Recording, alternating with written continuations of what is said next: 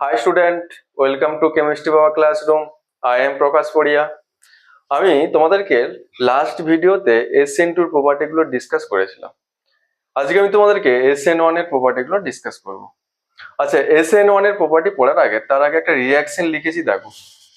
এখানে লিখেছি আমি CH3 CCl। এটাকে বলা হয় টার্ট বিউটাইল ক্লোরাইড।